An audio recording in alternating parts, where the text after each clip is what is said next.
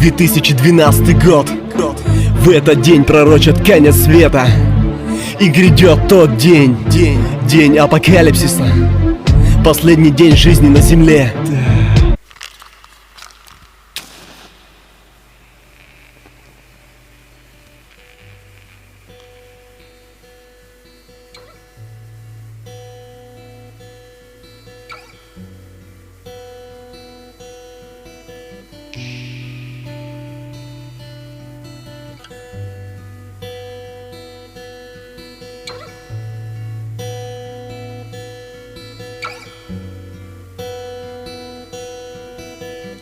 И вот настал всемирный конец света. Недалеко до удара летит на нас планета. Ее назвали Нибиру, в 3 раза больше Земли. Почти закрытое солнце, нигде не спрячешься ты. Это конец, и дальше смысла нет идти.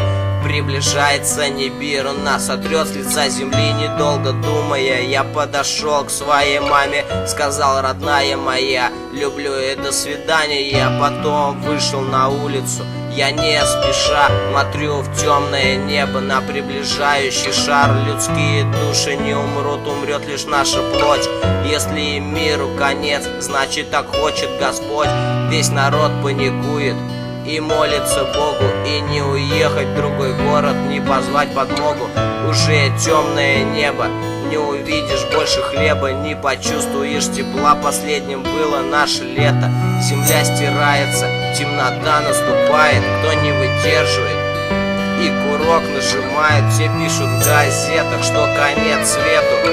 Мне всего 17 лет, пришел капец детству. Конец света близок, и уже не за горами будут извержения и огромный лед цунами. Наша цивилизация по счету 8-я. Точно не знаю, но так утверждали майя. Церкви молятся Богу, чтобы было все нормально. Земля трясется, и все нереально.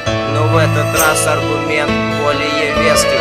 Наша планета напугана не по-детски. Грядет большой переворот, земля переродится, сметет все грешные тела, перелистнет страницу.